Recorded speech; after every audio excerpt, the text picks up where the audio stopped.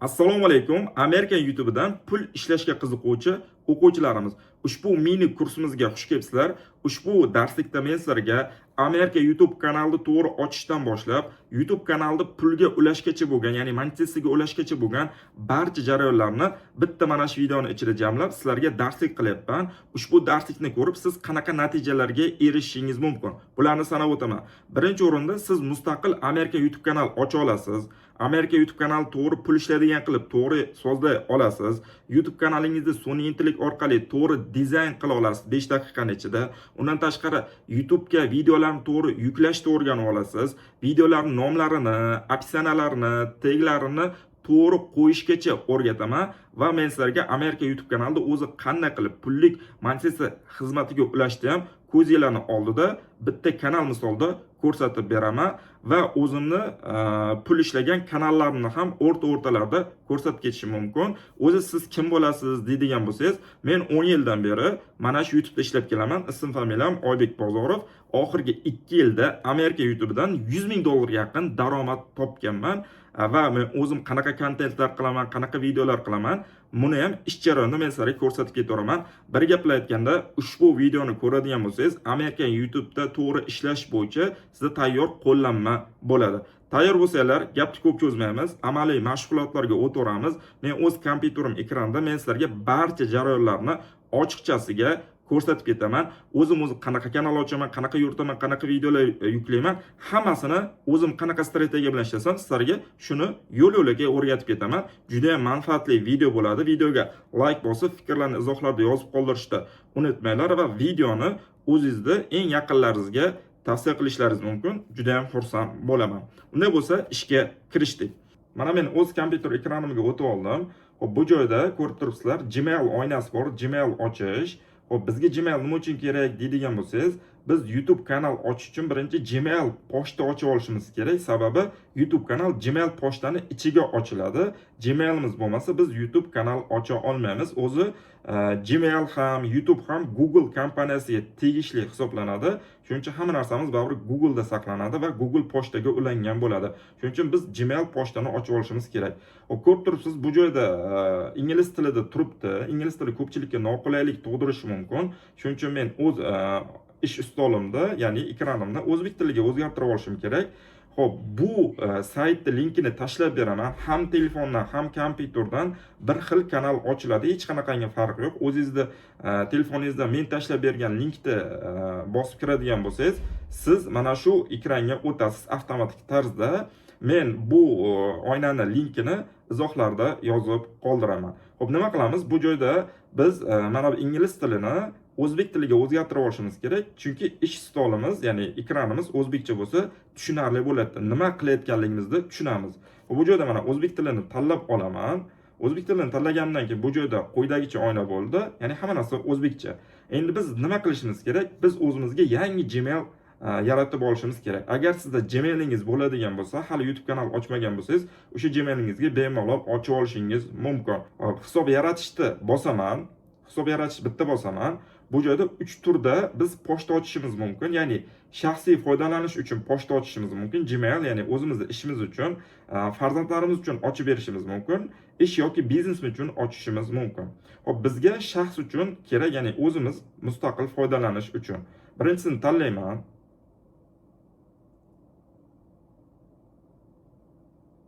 Bu joyda bizda quyidagicha oyna ochildi. Birinchi joyga ismimizni, keyingi joyga familiyamizni kiritishimiz kerak.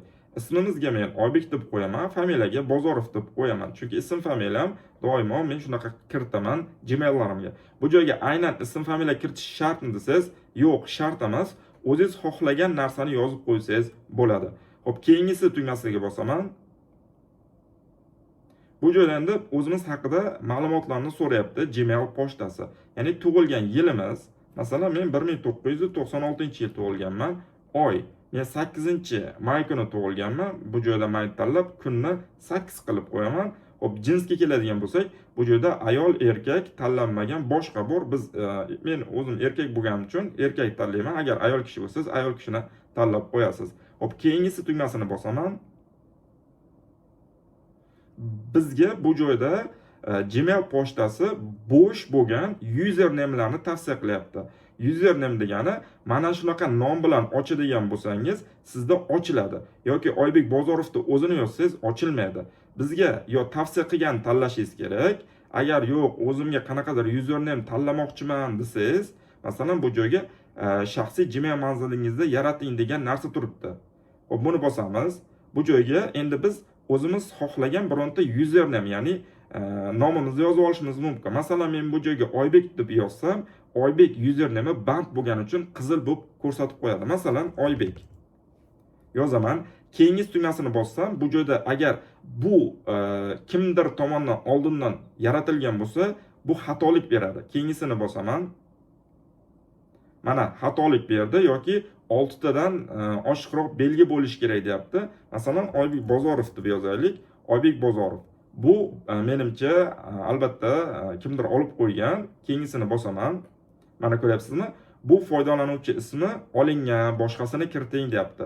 Shuning uchun bu joyga nima qilaman? Bu kanal test deb ochilayotganligi uchun Oybek Bozorov test deb yozaman va mana shuni yozib bosadigan bo'lsam, kimdir mana shunaqa username bilan oldin Gmail pochta ochmagan bo'lsa, demak birdaniga keyingi bo'limga o'tish kerak. Xo'p, keyingisi bo'limiga o'taman.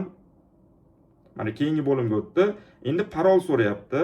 Ya'ni biz o'zimizni parolimizni yozishimiz kerak. Albatta parol mustahkam bo'lsin, oddiy 1 2 3 4 5 bo'lmasin, birovlar buzib kira olmaydigan qanaqadir katta kichik harflar, sonlardan, belgilardan foydalanishimiz kerak. Hozir men bu joyga o'z parolimni yozib olaman. Parolni doimo eslab qoling. Agar esingizdan chiqib ketadigan parol bo'lsa, ertaga siz bu pochtangizga qaytib kira olmasangiz, YouTube kanal ochgan taqdiringizda ham YouTube'ingizga qaytib kira olmaysiz. Shuning uchun boyagi ochgan username'imiz, ya'ni Gmail pochtamiz va parol doimo esimizda tursin. Kerak bo'lsa bironta joyga o'zingiz yozib qo'ying, kerak bo'lsa screenshot olib turib o'zingizni bironta kompyuteringizga yoki telegramlaringizga tashlab qo'ying. Bir gap bilan aytganda, mana shu o'zingizning parolingiz esdan chiqib ketmasin. Bu joyga men o'zim qanaqadir parol yozib olaman hozir. Ikkinchi qatorga birinchi yozgan parolingizni yozishingiz kerak, ya'ni haqiqatan ham o'shani to'g'ri kiritganingizni bilish uchun. Xo'p, men parolimni qayta yozib olaman. Agar ikkovi bir xil bo'lsa, keyingi oynaga o'tadi. Bir xil bo'lmasa, bu joyda xatolik beradi. Men pastdagisini xato qilaman, bitta belgini o'chiraman va keyingi tugmasini bosib ko'raman. Bu joyda xatolik beradi. Keyingi tugmasini bosaman. Mana ko'ryapsizmi? Bu parol tepadagiga mos emas deyapti. Shuning uchun biz tepadagi parolga mos parol yozishimiz kerak. Ya'ni haqiqatan ham o'sha parol bizga tegishligini tasdiqlash uchun 2 marta so'raydi. Bu joyda men o'zim parolni qaytarib yozib olaman va bu safar to'g'risini yozaman. Bu joydan parolni bosadigan bo'lsangiz, o'zingiz nima parol yozganingizni ko'rsatib qo'yadi. Bu joyga hozir men bosib yotmayman, chunki meni parolimni ko'rib qolasizlar. Keyingi bo'limga o'taman. Xo'p, bu joydan ko'pincha robot emasligingizni tasdiqlang degan ma'noda bizdan telefon raqam so'raydi. Biz bu joyda telefon raqami yozadigan bo'lsak, O'zbekistonda 99% holatda SMS kodi kelmaydi. Shuning uchun biz bu joyga onlayn nomer, ya'ni virtual nomer olib ishlatishimiz kerak. Endi men sizlarga tavsiya beraman, o'zingizning telefon raqamingizni yozib, test sifatida keyingi bo'limiga bosib ko'ring. Katta ehtimol bilan siz bilan ham shunaqa holat paydo bo'ladi, ya'ni sizning nomeringizga SMS kelmaydi. O'zbekistonda shunaqa narsa, ya'ni juda ham ko'p nomerlarga yangi nomer bo'lsa ham SMS kelmaydi. Shuning uchun men sizlarga virtual, ya'ni onlayn nomer sotib olishni tavsiya qilaman va qanday qilib sotib olish kerakligini hozir men sizlarga ko'rsatib beraman. Agar kimdir telefonda ochadigan bo'lsa, telefonda ko'pincha nomer so'ramaydi. Ya'ni siz telefonni ochib ko'rsangiz, telefonda mana shu bo'lim ochilmasdan keyingi bo'limga o'tib ketadi. Agar sizda telefonda ham shunaqa bo'lim ochilib qoladigan bo'lsa, unda biz onlayn virtual nomer sotib olishga majburmiz. Onlayn virtual nomer bir marta ishlatish uchun mana shu joyga qo'yib, keyingi bo'limga o'tib olish uchun ishlatamiz. U nomerdan doimo foydalanishimiz shart emas. Ko'pchilik shu joyda adashadi. Doimo foydalansa, men virtual nomer olsam, ertaga o'chib ketsa, u nima qilaman dedi. Yo'q, bu joyda bir marta olib olamiz. Men sizlarga kanalda nastroyka qilganda o'zimizga doimo ishlatadigan nomerni qanday qilib qo'yishni u joyda o'rgatib ketaman. Bu joyda endi tavsiya beraman, telefonda ochinglar kanalda. Telefonda ochadigan bo'lsanglar, mana shu nomer so'ramaslik ehtimoli juda ham katta. Ko'pchilik mana shu joyga kelganda qiynalib qoladi, ya'ni o'zbek nomer yozadi, o'zbek nomeriga SMS kelmaydi, virtual nomer sotib olishga qiynalishi mumkin yoki mablag'i bo'lmasligi mumkin. Shunaqa holatda nima qilish kerak? Uydagilardir yoki o'zingizning telefoningizdadir Gmail pochta ochadigan bo'lsangiz, ko'pincha mana shu joyda so'ramasdan keyingi bo'limga o'tib ketadi. Unda ishingiz juda ham tez bitadi. Maslahat beraman, yo o'zingizda yoki uydagilaringizda telefonni olib turib, Gmail ochib, agar kompyuter ishlasangiz, kompyuteringizga o'sha Gmailni kiritib ishlatganingiz ma'qulroq. Hop, kelinglar, shu o'rinda kimdir kompyuterda ochishi mumkin yoki telefonda ochishi mumkin. O'sha paytda virtual nomer so'rab qolsa, nima qilamiz, qayerdan sotib olamiz degan savol bor. Shuni o'rgatib ketaman. Birinchi o'rinda biz virtual nomerda onlayn sim degan bitta saytdan sotib olamiz. Bu saytga O'zbekistondan yoki boshqa joydan kirsangiz ishlamasligi mumkin. Mana ishlamayapti. Kirsam, seni shu sayt bilan muammoing bor, ishlamaydi deydi. Agar siz ham kirgan paytingiz mana shunaqa muammo chiqadigan bo'lsa, buni aylanib o'tish yo'li bor. Ya'ni biz o'zimizga qanaqadir VPN o'rnatib olsak, o'shanda bizda mana shu saytimiz ochiladi. Xo'p, VPNni qayerdan o'rnatamiz deydigan bo'lsangiz, men sizlarga kompyuter uchun tayyor tekin bo'lgan VPNni linkini tashlab beraman. Mana shu linkni izohlarda biriktirib ketaman. Mana shu linkka kiradigan bo'lsangiz, siz o'zingizning kompyuteringizda brauzeriga mana shu VPNni o'rnatib qo'ysangiz, sizda mana shunaqangi saytlar ishlamay qolsa, VPNni yoqadigan bo'lsangiz, o'rnatib, bu joyda birdaniga ishlab ketadi.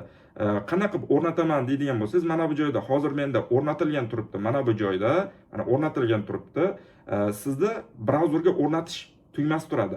Bitta bossangiz o'zi ko'chirib olinadi va mana shu joyga o'rnatiladi. Va o'rnatgandan keyin mana shu joyga kirib turib, VPNni ichiga bir marta kiramiz. Bu joyda quydagicha oyna ochiladi. Biz VPNni qo'shishni bosamiz. Bitta bosaman, VPN hozir aynalib qo'shiladi. Qo'shilgandan keyin bizning mana saytimiz avtomatik o'zi ishlab ketadi. Mana qo'shildi. Mana bu joyda securityimiz ketyapti va bu joyda qaysi davlat orqali bizning kompyuterimiz, ya'ni brauzerimiz saytga kirishini ko'rsatib turadi. Bu joylarga chuqurlash yotmang. Bu VPN tekinni ishlatsangiz bo'ladi. Pulga sotib olish shart emas.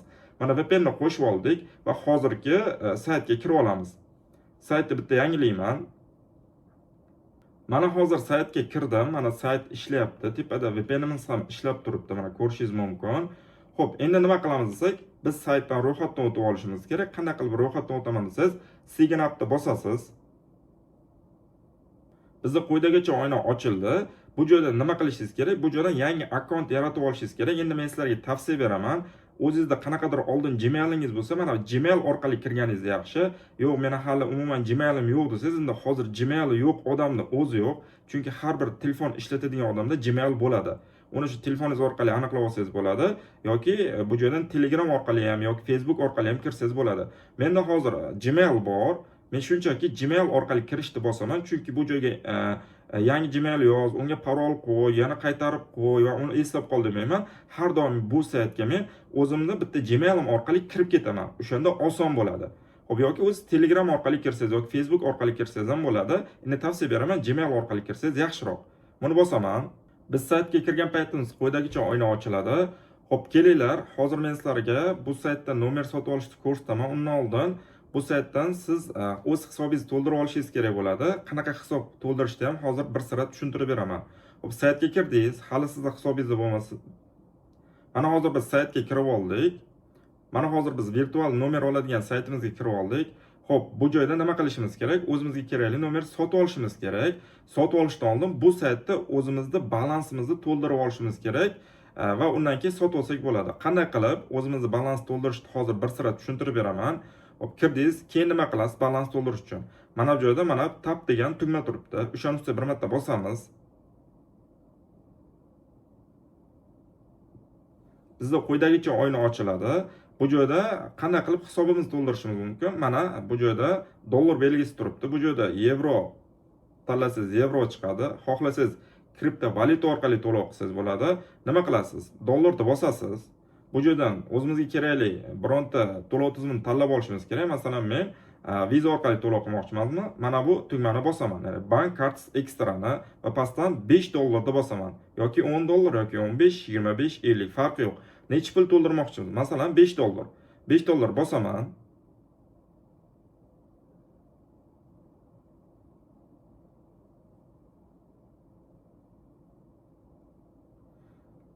Bu joyda quyidagicha oyna ochiladi. Bu joyga karta raqamlaringizni kiritishingiz kerak bo'ladi. Ya'ni o'zingizda Visa karta yoki Master kartangizni kiritishingiz kerak bo'ladi. Mana karta ma'lumotlarini kiritib bo'ldim. Endi Pay tugmasini bosaman, to'lashda. Hozir mana shu vizamga ulangan nomerimga kod ketdi. Telefon raqamimga. Hozir bu kodni kiritaman bu joydan. Mana hozir menga kelgan kodni kiritib oldim. Endi tasdiqlashni bosaman. Mana hozir to'lovimiz tasdiqlandi. Hisobim hozir $5 ko'proqqa to'ldirildi. Endi men saytga kira olaman qaytib. Bu joydan My Account'ga bossam birdan kirib ketadi. Chunki bu yerga kirgandik. Mana hozir hisobimizga pul kelib tushdi. Bu yerga $7 qancha edi? Hozir $12 qanchadir bo'ldi. Shuna qilib hisobimizni to'ldirib olsak bo'ladi, muammosiz. Xo'p, bu joyda endi biz nima qilishimiz kerak? Biz hozir virtual nomer sotib olyapmiz Gmail ochish uchun. Bu joydan bir qancha servislar bor. Biz bu joydan Gmail tanlab olamiz Google'da. Bitta bosamiz. Bu tanlandi. Endi bu joydan biz o'zimizga kerakli davlatdan tanlab nomer sotib olishimiz kerak. Men sizlarga maslahat beraman. Xo'p, buni X qilib turaylik. Men sizlarga maslahat beraman. Germaniya nomerini sotib olsangiz ko'proq SMS keladi bittada. Xo'p, sotib olish uchun nima qilamiz? Bu joydan mana bu tugmani bir marta bosamiz. Dollarcha turibdi. Mana $1.44 ekan. Bitta nomerimiz. Bitta bosaman. Menga mana hozir nomer olib berdi. Nomerni kopiya qilib olaman mana bu joydan va bu nomerni hozir boyagi nomer so'ragan Gmailga tashlayman. Mana hozir men o'zimda Gmail qismimga qaytib oldim. Bu joydan bizdan nomer so'raganda o'sha kopiya qilgan nomerimizni bu joyga tashlaymiz. Bu joydan birinchi o'rindan Germaniya tanlab olishimiz kerak. Hozir O'zbekiston turibdi. Xo'p, bu joydan Germaniya tanlab olamiz yoki bu joydan +49 yozsangiz ham bo'ladi, chunki Germaniya birdan chiqadi va kopiya qilganimizni shu joydan orqasidan tashlaymiz. Tashladik, bo'ldi. Endi keyingi tugmasini bosaman. Hozir men olgan nomerga SMS ketdi va hozir SMS kelgandan keyin o'sha SMSni kiritamiz. Hali bizga kod kelmadi. Biz Gmail'imizga qaytib olamiz. Bu joyda endi biz kodni qayta olishni bosamiz. Bu joyda endi nomerimizni almashtirishimiz kerak, chunki bu nomerga kelmadi. Virtual nomerda hammasi ham birdan kelavermaydi. Xo'p, biz virtual nomer oladigan joyga o'tib olamiz. Xo'p, endi nima qilamiz? Bizga bu nomerga kod kelmadimi? Biz mana bu X ni bossak, bu nomerda admin qilib pulimizni qaytarib beradi. Xo'p, buni X ni bosaman. X faqat 2 daqiqadan keyin chiqadi. X ni bosaman. Bu nomer admin bo'ladi, pulim orqaga qaytadi va biz yana bitta buni tanlab olamiz. Bizga hozir yangi nomer beradi. Endi bu nomerda kiritib ko'ramiz. Kopiya qilib olaman va Gmail'imga qaytaman. Bu joydan mana bu joygacha o'chirib tashlayman va hozir kopiya qilib olgan nomerimni kiritaman va keyingisi oynasini bosaman. Hop, bo'ldi. Endi bu nomerga kod jo'natdi. Endi men nomer sotib oladigan joyga qarab turaman. Bu joyga kod kelish kerak bo'ladi hozir.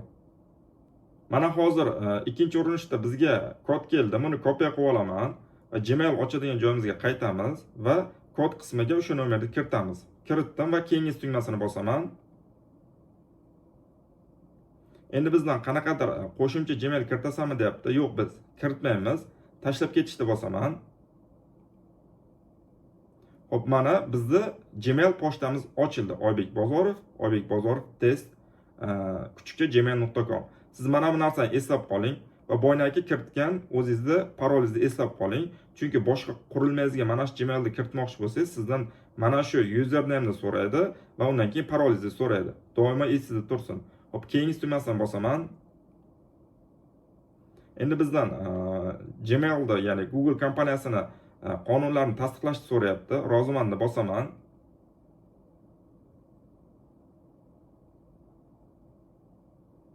Mana hozir biz o'zimizga yangi Gmail ochib oldik. Mana bu joyga bitta bosadigan bo'lsak, bu joyda bizda Gmailimiz ko'rinib turibdi. Oybekbozorov test Gmail. Bu joydan telefon raqam qo'yish deyapti, boshqa narsa qo'yish deyapti. Buni keyinroq qilamiz. Buni hozircha yopib qo'yishni bosamiz. Bizga ko'rinmay tursin. Bo'ldi. Zo'r. Endi nima qilamiz? Endi biz Gmail pochta ochib oldik. Ikkinchi qiladigan ishimiz, endi biz mana shu Gmail pochtaga biz kanal ochib olishimiz kerak. Agar sizda mana shunaqangi bo'sh Gmail bo'lsa, o'sha Gmailingizga bemalol kanal ochishingiz mumkin. Siz mana bunaqangi Gmail ochib yurishingiz shart emas.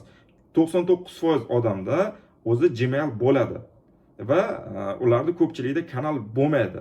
O'shanda siz qiynalib yangidan Gmail ochish shart emas, agar login parolni bilsangiz Gmail'ingizdagi. Agar login parolni bilmasangiz, siz albatta yangi ochib oling, chunki ertaga nimadir muammo chiqqan paytda parolni bilishingiz kerak.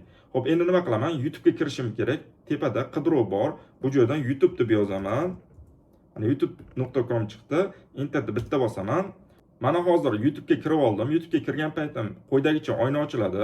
Agar siz o'zingizda ishlatib yurgan Gmail bilan kirsangiz, mana bu joyda videolar turadi. Chunki siz oldin o'sha Gmail orqali video ko'rgan bo'lsangiz, YouTube sizga har xil videolarni tavsiya qiladi.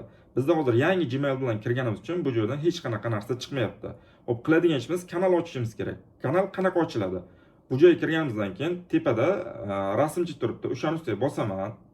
Bu yerda bir qancha narsalar turibdi. Bizga shart emas. Biz mana bu joydan kanal yaratish tugmasini bosib olishimiz kerak. Bitta bosaman. Bizda o'rtada quyidagicha oyna ochiladi.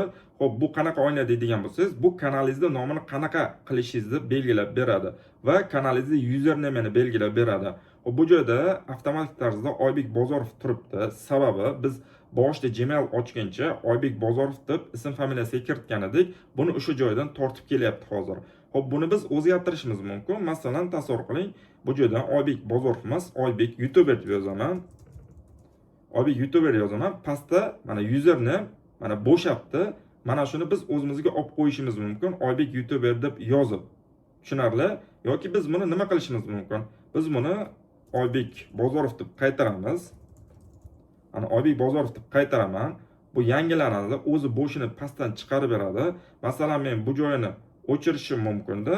Oybek Bozorov masalan 10 yozishim mumkin. 10 yozadigan bo'lsam, mana shu username bo'sh bo'lsa, shuni chiqarib beradi.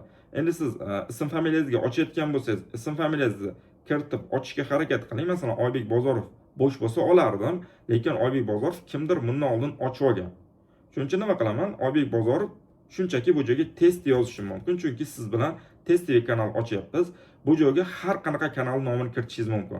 Masalan, siz Amerika YouTube'da ishlayotgan bo'lsangiz, bu joyga Oybek BMG deb kiritishimiz mumkin. Oybek BMG. Chunki men BMG Drive yo'nalishida ishlayman.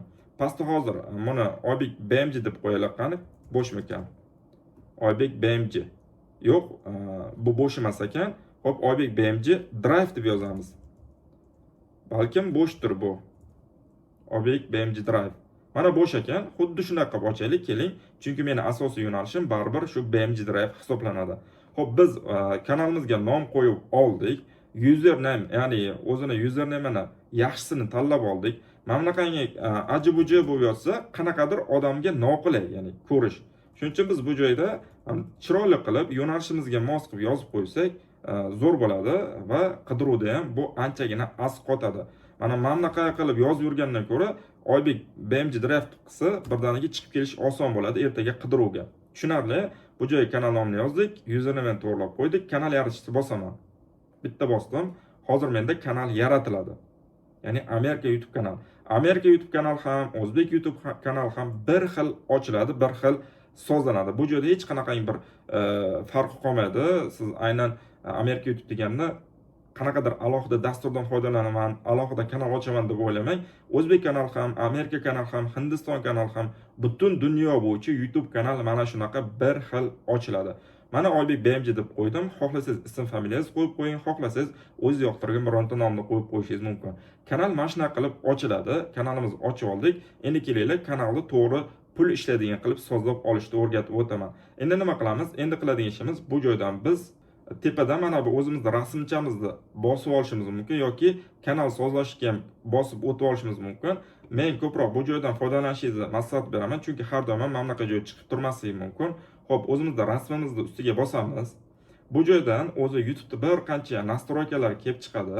Bu joyda interfeysimiz o'zbek tilida turibdi. Buni siz xohlasangiz ingliz tilida bo'lishi mumkin, rus tilida bo'lishi mumkin. Sizda mana shu hozir rus tilida yoki ingliz tilida turgan bo'lishi mumkin. Buni ochib turib, tillarni almashtirishingiz mumkin. Hozir menda masalan sizda ingliz tili tursa, masalan, inglizcha qilamiz. Inglizcha qilsak, bu joyda bizda hamma menyularimiz inglizcha bo'ldi. Yana buni bosib turib, tilda bosib, endi biz buni o'zbekcha qilishimiz kerak. O'zbekcha mana turibdi. Yoki sizda ruscha bo'lishi mumkin. Xohlagan tilingizda qo'yib ishlating, o'ziga qaysi qulay bo'lsa. Menga o'zbekcha qulay. O'zbekchani bosaman. Bo'ldi, hamma narsa bu joyda o'zbekcha bo'ldi. Endi nima qilaman? Yana rasmcha ustiga bosaman. Bu joyda endi biz o'zimizni YouTube'da ichki studiyasiga kirib olishimiz kerak. Ya'ni shu kanal yuritadiganlar mana shu joydan foydalanadi. Ya'ni asosiy statistikalar, kanalda sozlamalari, undan tashqari videolarni yuklash mana shu joydan bo'ladi. YouTube studiyaga kirib olaman. Telefonda bo'lsa, siz o'zingiz telefoningizga YouTube studiyani o'rnatib olsangiz bo'ladi. Hop, YouTube studiyaga kiraman. Hop, bu joyda endi YouTube'ga kirgan payt xuddi shunaqa oyna ochiladi. Xush kelibsiz deb davom etishni bosaman. Bizdan bir qancha mana bunaqangi nimadan foydalanishimizni o'zi YouTube mana shunaqangi xabarnoma bilan ko'rsatib qo'yadi. Yopishni bosamiz. Bu joyda mana kanalimizni YouTube studiyasiga kirib oldik. Bu joyda asosiy statistikalarimizni kuzatib boramiz. Qanaqa statistikalarni kuzatamiz desanglar, kelinglar, ko'zimiz o'rganish uchun men sizlarga ertaga ishlashni boshlagandan keyin qanaqa narsalar bu joyda paydo bo'lishini o'rtada o'zimni bitta Amerika YouTube kanali misolida ko'rsatib ketaman. Mana hozir men o'zimda Amerika YouTube kanalimga kirib oldim. Ertaga siz ishlashni boshlaganingizdan keyin sizda ham xuddi shunaqa statistikalar, ma'lumotlar ko'rinishni boshlaydi. Xo'p, bu joyda nima bor deydigan bo'lsangiz, birinchi joyda mana bu qatorda sizda oxirgi yuklagan videosi haqida ma'lumot turadi. Masalan, nechta ko'rildi, necha daqiqa ko'rildi, mana shular ko'rsatib turadi. Mana bu pastda esa oxirgi yuklagan videolaringiz ko'rinib turadi. Mana bu joyda esa asosiy statistikalar, nechta obunachingiz bor. Bu kanalimda, Amerika YouTube kanalimda 169 mingta obunachi bor hozir va oxirgi 28 kunlikda qanaqa statistika. Masalan, menda 2 million prosmotr bo'libdi oxirgi 28 kunlikda. Hop, tomosha vaqti, ya'ni ko'rilganlik soati 115 mingta bo'libdi va taxminiy daromadi oxirgi mana shu 28 kunlikda 17 million so'm pul ishlabdi kanalim. Bunga hali to'xtalamiz, ichini sizlarga batafsil ko'rsatib beraman. Shunchaki kanal ochilgan paytda sizda bo'sh turadi. O'zi aslida mana shunaqangi narsalar bo'ladi. Kelajakda video yuklashni boshlasangiz. Pastda esa sizda oxirgi bildirilgan fikrlar turadi. Mana fikrlar videolarimga bildirilgan va mana bu pastda sizda eng ko'p obunachilaringiz bor kanallar ko'rsatib turadi. Ya'ni kanalingizga qaysi vaqt oxirgi 90 kunda qanaqa obunachisi ko'p bo'lgan kanallar obuna bo'lgan. Shuni ko'rsatib turadi. Masalan, meni oxirgi 90 kunlikda mana shu akamiz obuna bo'lgan ekan. Bilmayman qanaqadir ta'lim yo'nalishi bo'lsa kerak. 217 mingta podpischilari bor ekan. Shunaqangi statistika bo'ladi. Hozir biz o'zimizning kanalimizga qaytib olamiz. Mana hozir qaytib oldim kanalimizga. Sizda mana shunaqa bo'sh turadi. Kelinglar, birinchi o'rinda biz kanalimizda pul ishlaydigan qilib sozlab olishni o'rgansak, hop, qanday qilib pul ishlaydigan qilib sozlaymiz deydigan bo'lsangiz, bu joyga mana asosiy ekranda turibmiz. Bu joydan biz monetizatsiya bo'limiga o'tishimiz kerak. Monetizatsiya bo'limiga o'tadigan bo'lsak, bizda O'zbekiston bo'lganligi uchun O'zbekistonda monetizatsiya ishlamaydi deyapti. Buni biz oddiy bitta yo'l bilan hal qilamiz. Qanaqa yo'l bilan deydigan bo'lsangiz, mana bu joyda joylashuvingizni yangilash degan tugma turibdi. Ya'ni biz O'zbekistonda turib kanal ochganimiz uchun YouTube buni avtomatik O'zbekistonda ochilyapti deb bizda shunaqa xabar bilan kutib oladi. Buni muammoni yechish yo'li bor. Ya'ni biz shunchaki joylashuvingizni yangilash tugmasini bosib, lokatsiyamizni yangilab olishimiz mumkin yoki mana bu sozlamalarga kiramiz. Sozlamalarga kirgan payti bu joyda kanal degan bo'lim bor. Kanalga kiradigan bo'lsak, mana bu joyda mamlakatni tanlash bor. Bu joydan kirib olishimiz mumkin. Buni yopishni bosaman yoki birdaniga mana shu joylashuvingizni yangilash degan tugmani ustiga, ya'ni yashil linkni ustiga bitta bossam, meni mana shu joyda o'ziga olib o'tadi. Meni quyidagicha oynaga olib o'tdi, bo'ynaki sozlamalar oynasiga. Xo'p, bu joydan biz mamlakatni tanlab olishimiz kerak. Bironta mana bu joyda joylashgan mamlakatingizni tanlash degan tugma turibdi. Bitta bosaman. Bu joyda juda ham ko'p davlatlar bor. Xohlagan davlatni qo'yib qo'yishingiz mumkin. Mana shu joyda bor davlatlarda bu monetizatsiya ishlaydi degani. Hozir endi maslahat beraman, Amerika Qo'shma Shtatlari qilib qo'yishdi. Hamma shunaqa qiladi. Xohlasangiz boshqa davlat qilib qo'ying. Masalan, Angliya qilib qo'ying. Saqlashni bosasiz. Sizda monetizatsiya bo'limi ochiladi. Xohlang yana sozlamalarga kiringda, bu joyda kanal bo'limiga o'tib, davlatni Amerika qilib qo'yib, buni ham saqlashni bossangiz, baribir shunaqa ochilaveradi. Ya'ni bu joyda monetizatsiyasi bor davlatni qo'yib qo'ysangiz bo'ldi, O'zbekiston turmasa bo'ldi. Kanalga kirib, mana shu joydan lokatsiyasini birinchi o'rinda to'g'rilab olishimiz kerak bo'ladi. Tushunarli? Mana shunday qilib, o'zingiz xohlagan bironta davlatni qo'yib qo'ysangiz, sizning kanalingizda monetizatsiya bo'limi ochiladi. Monetizatsiya nima deydigan bo'lsangiz, bu bizda ertaga kanalga shu videolar yuklashni boshlaganimizdan keyin qanchadir obunachi, qanchadir soat yiqqandan keyin kanalni monetizatsiyaga ulashimiz mumkin. O'zi mana bu joyda monetizatsiya shartlarini ko'rsatib qo'yibdi. Ya'ni biz kanal orqali daromad qilmoqchimizmi? Birinchi o'rinda biz monetizatsiyani yoqib olishimiz kerak. Nuldagi kanalga YouTube pul bermaydi. Biz mana shu shartlarni bajarib chiqsak, keyingina pul berishni boshlaydi. Qanaqa shartlari bor deydigan bo'lsangiz, birinchi o'rinda YouTube'da siz 1000 ta obunachi yig'ishingiz kerak. Mana 1000 ta turibdi. Bu hozirgi vaqtdagi sharti, bu kelajakda o'zgarishi mumkin, lekin hozircha 1000 ta turibdi. Va undan keyin biz kanalimizga long videolar yuklaydigan bo'lsak, katta formatdagi biz videolarimiz orqali 4000 soat yiqqan bo'lishimiz kerak. 4000 soat bu o'rtacha bitta video yoki 10 ta video yoki 50 ta video umumiy prosmotr 400 ming yaqin bo'lsa, sizda 4000 soat yig'ilib qoladi. 1000 ta obunachi ham shu 400 ming prosmotr bo'lgan paytda taqriban aytyapman, sizda 1000 ta obunachi yig'ilib qoladi. Qachon men kanalimni monetizatsiyaga ulayman desangiz, mana shu shartni qachon bajarsangiz, o'shanda sizning kanalingiz monetizatsiyaga ulanadi. Xohlang, siz bitta video yuklang, video sizga o'sha video 1000 ta obunachi 4000 soat olib kelsin. Undan keyin birdan ulab olishingiz mumkin. U hech qanaqangi muammosi yo'q. Videoni oxirigacha tomosha qilsanglar, meni bitta kanalim tayyor bo'lgan monetizatsiya qismi, o'shani ulashda ko'rsatib beraman, qanday qilib kanalimiz monetizatsiyaga ulanishini. Tushunarli? O'zi bu shart 2027-yil 1-fevraldan o'zgaryapti.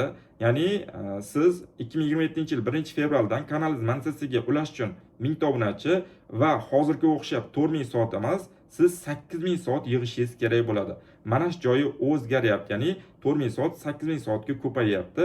Shuning uchun qancha ertachi siz YouTube'da boshlasangiz hozir, shuncha ertachi hozirgi mehnatingiz bilan bemalol ulab olishingiz mumkin monetizatsiyaga.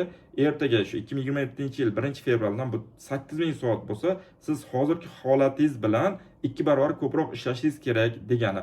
Xo'p, monetizatsiya shartlari short videolarga ham o'zgaryapti. Masalan, siz agar short kanal yuritadigan bo'lsangiz, short videolar qiladigan bo'lsangiz, hozirgi holat bo'yicha siz oxirgi 90 kunlikda 10 million prosmotr yig'ishingiz kerak bo'ladi short kanalda monetizatsiyaga ulash uchun. Fevraldan esa 2027-yil bu 20 million prosmotr bo'lyapti. Shuning uchun men sizlarga ertachiroq Amerika YouTube'da boshlashni tavsiya qilaman. Xo'p, monetizatsiya shartlari haqida qisqagina ma'lumot berib o'tdim. Bu haqida yana gaplashib o'tamiz. Biz ertaga pul ishlash uchun mana shunaqa shartlarni bajarishimiz kerak bo'ladi. Xo'p, asosiy sozlamani qildik, ya'ni biz o'zimizning YouTube kanalimizda davlatini pul ishlaydigan qilib o'zgartirib oldik. Keyin qiladigan ishimiz, biz o'zimiz kanalimiz nima haqidaligini bildirib o'tishimiz kerak YouTube'ga. Bu kalit jumlalar deyiladi. Masalan, men YouTube'dan pul ishlashni o'rgatganligim uchun bu joyda men kanalimda YouTube'dan pul ishlash yoki Amerika YouTube kanal ochish, mana shunaqa nomlab qo'ysam bo'ladi. Masalan, bu joyda men agar Amerika YouTube kanal ochayotgan bo'lsam, o'zimning yo'nalishimdan kelib chiqib, kalit so'zlar yozishim kerak. Masalan, men BMG Drive yo'nalishida videolar qilsam, bu joyga men BMG Drive deb yozaman.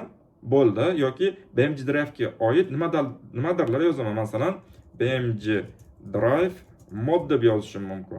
Masalan, agar siz qanaqadir ASMR yo'nalish yoki o'zingiz xohlagan yo'nalishda ishlasangiz, o'shani o'zini kalit so'zlarini yozib ketasiz. Yoqmasa, mana X ni bosib, o'chirib tashlashingiz mumkin. Kelinglar bu joyga masalan BMG deb yozib qo'y, bo'ldi.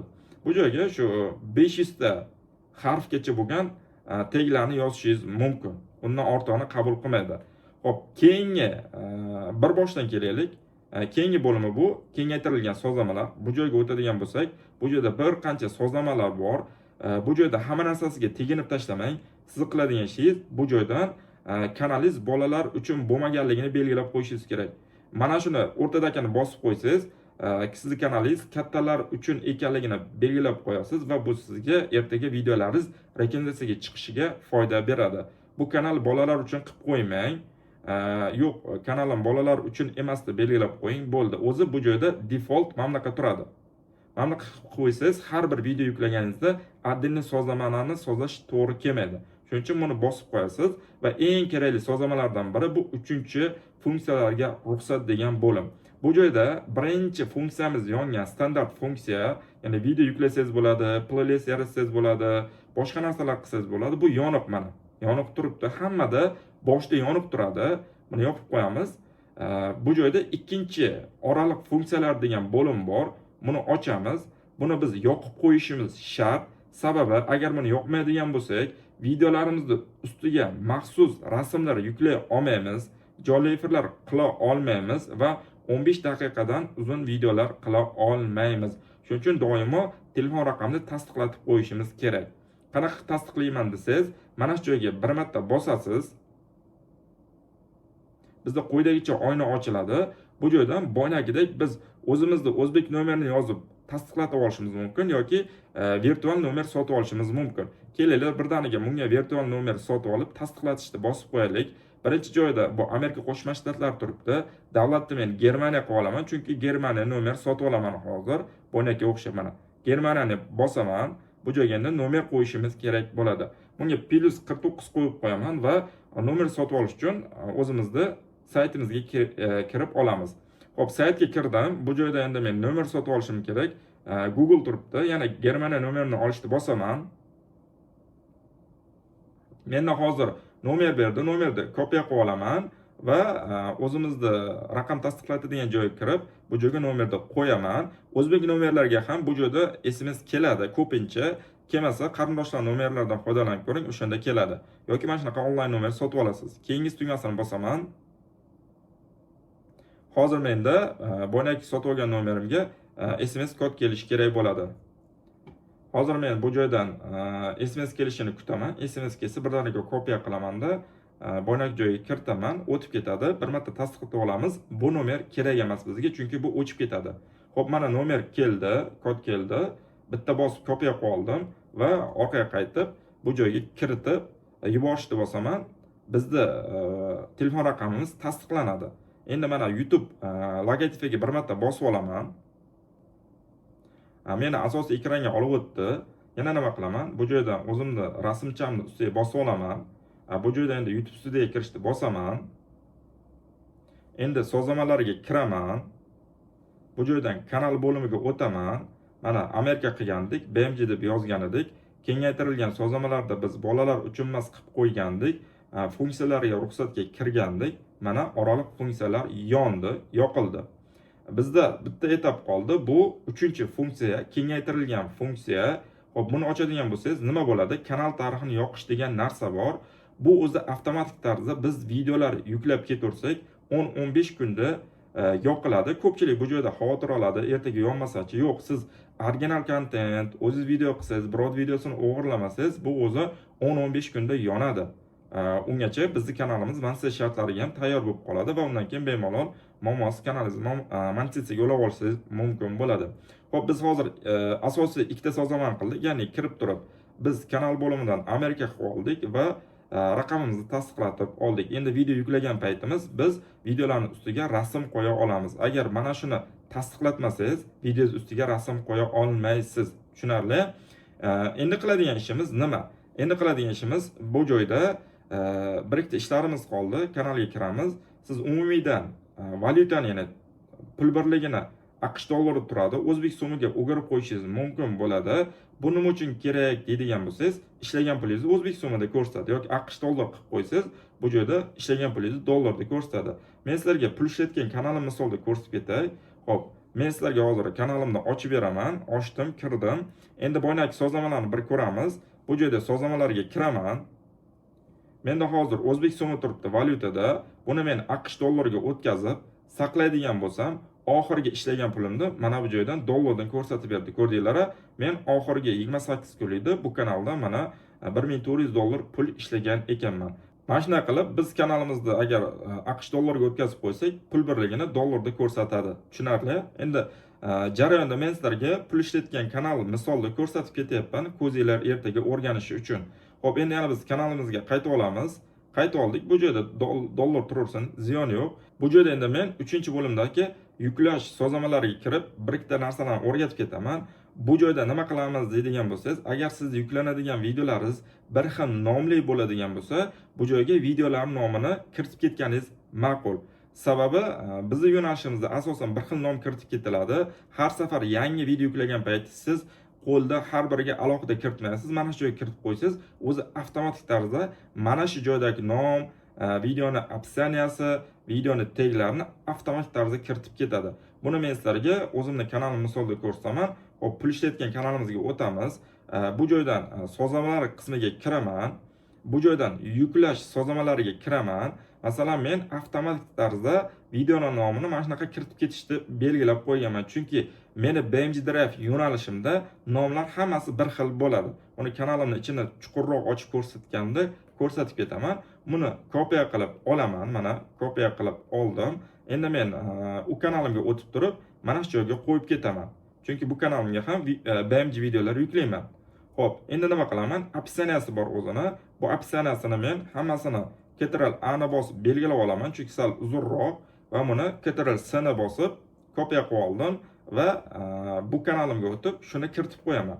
Chunki bu shablonaviy foydalanadigan narsalar. Shu narsadan foydalansangiz, prosmotringiz odatdagiga nisbatan 80% ko'proq bo'ladi, chunki har bir yo'nalishda o'zining nomi bor.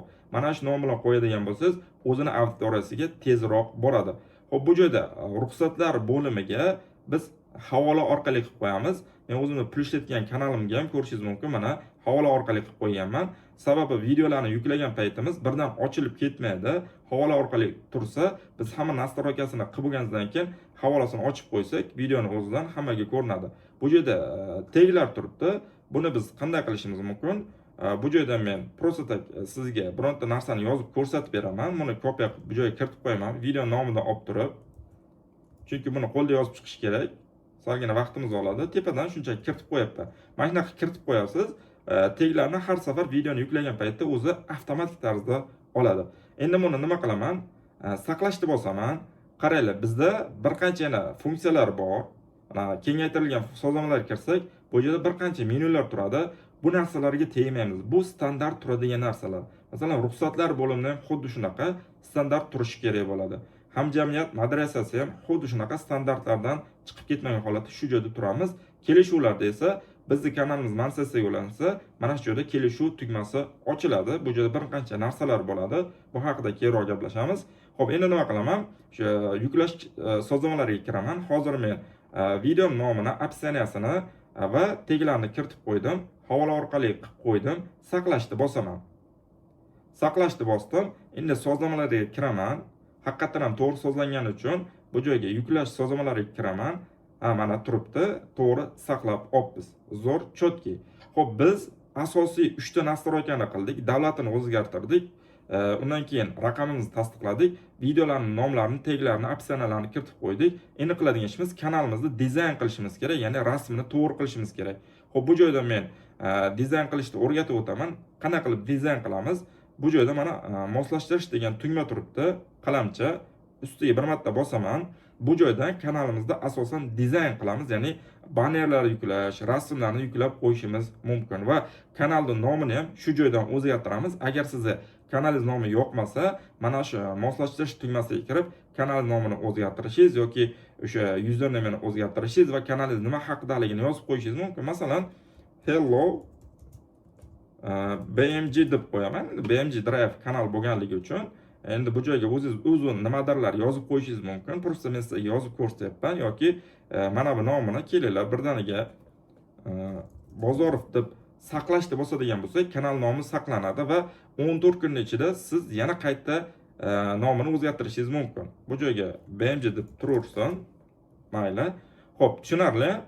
Bu joylarni ko'rsatib o'taman. Asosiy qiladigan ishimiz biz kanalimizga o'zimizning yo'nalishimizga mos rasm yuklashimiz kerak bo'ladi.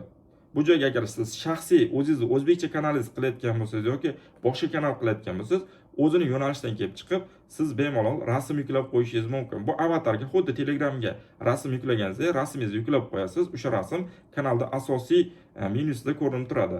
Xo'p, kelinglar, men sizlarga Amerika YouTube kanali uchun sun'iy intellekt bilan bitta prompt bilan to'g'ri rasm qilishni o'rgatib ketaman.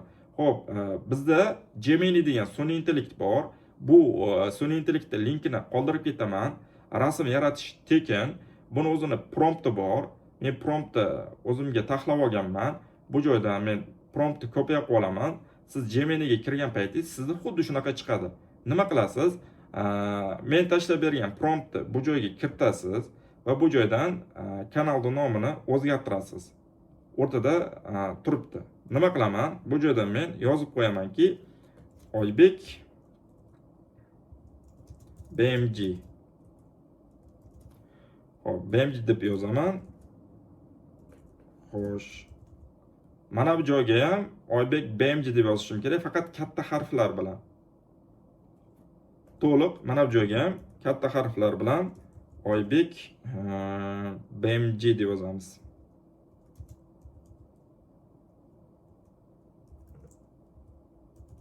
Mana Oybek BMG deb yozdim.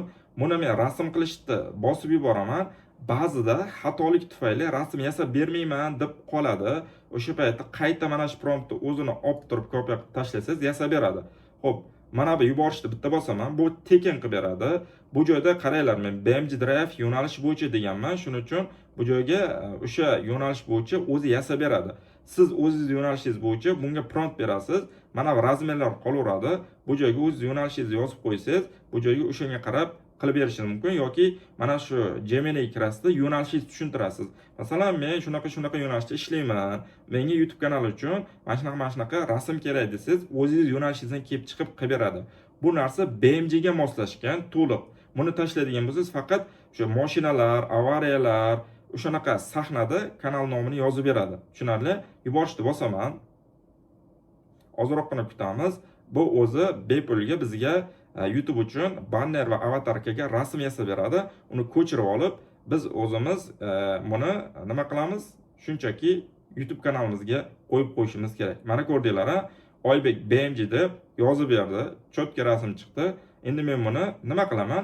Yuklab olishni bosaman. Yuklab olishni bosganimdan keyin nima bo'ladi? Hozir bu joyda meni o'sha rasmimni yuklash chiqadi. Mana yuklab oldi. 3 megabayt 3 megabayt ekan. Bu joyda endi biz kanalga qaytamiz, ya'ni kanal sozlamalar qismiga qaytib olamiz. Mana kanal sozlamalar qismiga qaytib oldik. Endi biz nima qilishimiz kerak? Rasm qismiga hozir ko'chirib olgan rasmimizni yuklaymiz. Yuklashni bosaman. Bu joyda mana yuklab olingan rasm turibdi. Buni ochishni bosaman. Kanalimizni ochdi. Mana kanaliga rasm birga bir tushdi. O'rtada mana Oybek BMG yozilgan. Tayyorni bosaman. Tushdi. Endi yuklashga ham bosaman. Bu banner qismi, orqa qismi hisoblanadi. Hozir yasagan rasmimiz bunga ham birdaniga tushadi. Yuklashni bosaman. Boyagi rasmni tanlab olaman. Открытьni bosaman. Mana o'rtada zo'r bo'lib tushdi, ko'rdinglar, bannerga. Hop, tayyorni bosaman. Bo'ldi. Banner qismiga rasm yuklandi, avatarga qismiga yuklandi. Ismni qayerdan o'zgartirishni aytdim. Kelajakda o'zgartirmoqchi bo'lsangiz, username-ni qayerdan o'zgartirishni aytdim. Mana shu joydan o'zgartirib olaverasiz. Kanal tasnif qismiga mana bunaqangi yozuvlarni qo'yib olasiz. Bu joydan o'zingizni ijtimoiy tarmoqdagi havolalarni qo'yib olishingiz mumkin. Masalan, havolaga kirasiz. Bu joyga aytasiz, Telegram kanalim deyishingiz mumkin. Telegram katta harfda bo'lib ketdi. Telegram kanalim. Hop, kimdir meni Telegram kanalimda bo'lmasa, qo'shilib olishi mumkin. Birdan manzilini berib ketdi. t.mi yozamizda bunaqa Oybek YouTuber deb yozib qo'yaylik va keyin kirib ham ko'rsataman buni ishlashini. Mana shunday qilib o'zingizning ijtimoiy tarmoqdagi havolalaringizni kiritib qo'yishingiz mumkin. Bu joyga nima deb nomlashingiz chiqadi. Bu joyga o'sha o'zingizning ijtimoiy tarmog'ingizda linkini qo'yasiz.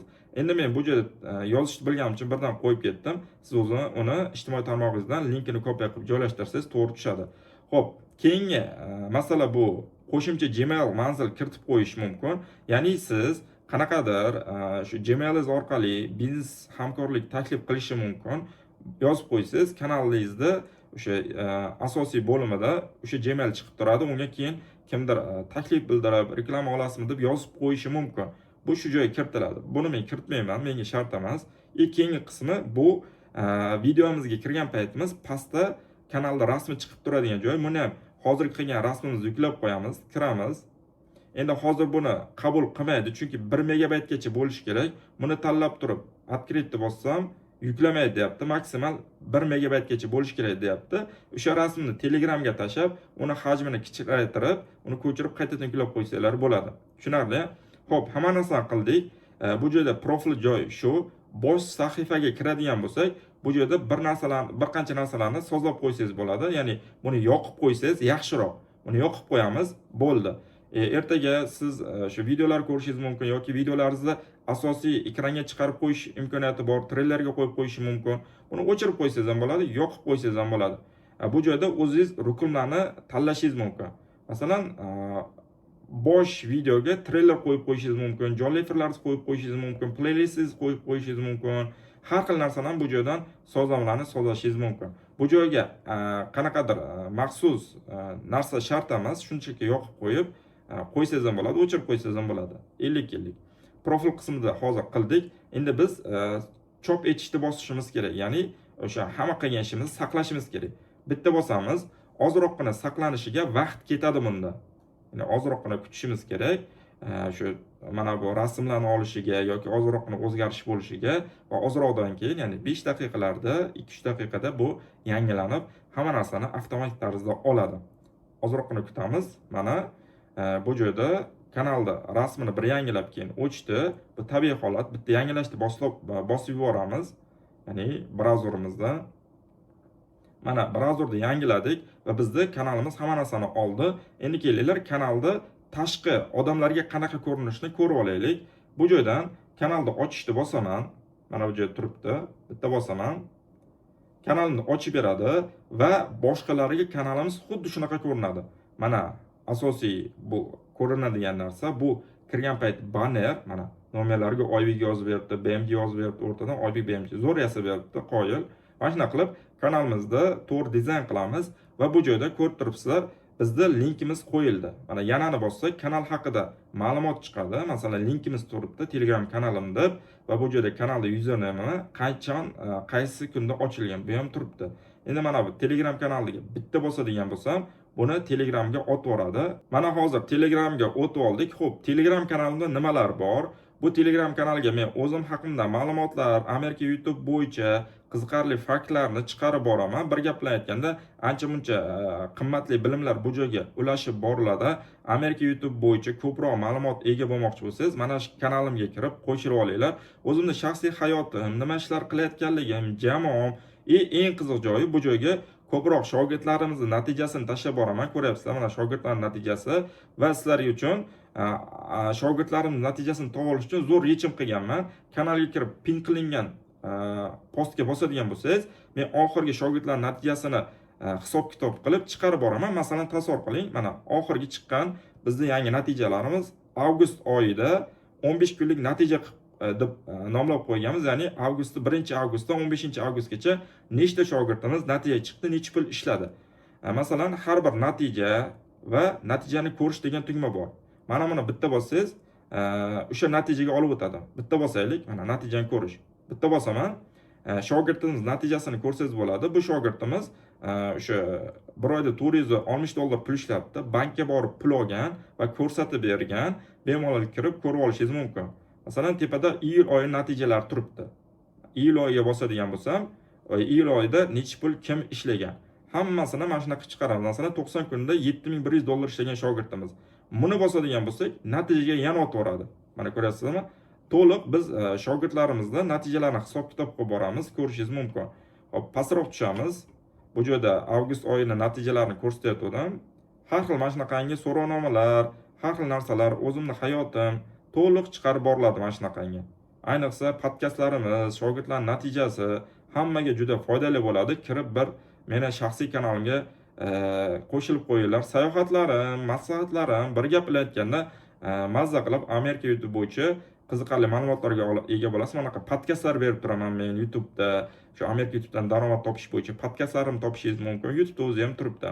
Mana YouTube bitta shogirdimiz knopka olgan, buni natijasini tashib qo'yganmiz. Bir gap bilan zo'r foydali bo'ladi. Eng oxiriga tushib, bu joyda mana natijalarni ko'rib olishingiz mumkin. Masalan, yaqinda chiqarganimiz, xo'p kelinglar, bizda avgust oyida 15 kunda 17 ta shogirdimiz natija chiqibdi va biz hammasini hisob-kitob qilamiz. Masalan, 17 ta shogirdimiz necha pul ishlagan? Umumiy $30,000 pul ishlashibdi YouTube'dan. So'mda 380 million so'm bo'ladi. Ko'ryapsizlar? Hammasini chiqarib qo'yganmiz. Eng ko'p shogirdlar natijasiga ega bo'lgan kurs bizniki, sababi dunyo bo'yicha hech qaysi bir YouTuberda 2 dan ko'proq shogirdi natija chiqmagan. Bizniki hozir hisobimiz bo'yicha natijani ko'rishni bosaylik. Xo'p, 218 ta bo'libdi. Endi siz bu kanalga kirguncha 300 ta qilib qo'yamiz, xudo xolasa, chunki bizda har kuni natija chiqiladi. Va bu joyda masalan bitta Qoraqalpog'istonlik akamiz $15,000 pul ishlagan YouTube kanalda ko'rsatib bergan. so'mda 180 million so'm bo'ladi. Agar natijalari ko'proq qiziqsangiz, mana shu Oybek YouTuber shaxsiy kanalimga kiring. Mana turibdi. Manzilini qoldirib qo'ydim. Izohlarda ham qoldirib qo'yaman. Kirib qo'shilib, bemalol shogirdlarning natijasini tanishib chiqishingiz mumkin. 218 ta shogirdimiz natijasini hozirgacha video sifatida qo'yib qo'yganmiz. Fikrlarini bildirib o'tirishgan. Bizning kurslarimiz bo'yicha, kursimiz haqida ham ko'pchilik so'rayapti, bormi deb. Ha, bor. Oxirigacha tomosha qilsanglar, uni men sizlarga bir sira tavsiya qilib ketaman. Xo'p, o'zimiz kanalga qaytaylik. Biz ishimizdan chalib qoldik ozroqgina. Xo'p, kanalga qaytaman. Shunday qilib kanalda sozlayotgandik. Tushunarli, asosiy sozlamalarni sozlab oldik. Ya'ni bu joydan kanalimiz studiyasiga o'tib olamiz. Nimalar qildik hozir?